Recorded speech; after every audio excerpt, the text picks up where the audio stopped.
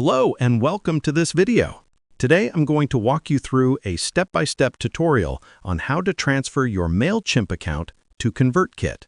It's really easy to get started, and if you'd like to follow along, there's a link in the description below where you can sign up for a free trial or log in to your ConvertKit account. Let's begin. First, navigate to the Grow option in ConvertKit and click on Subscribers.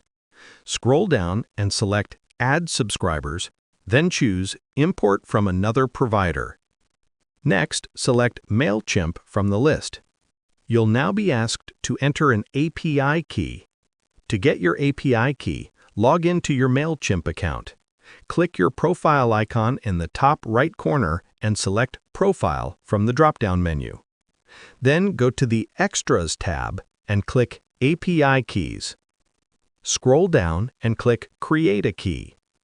Give your API key a name, then click Generate Key. Copy the newly generated key.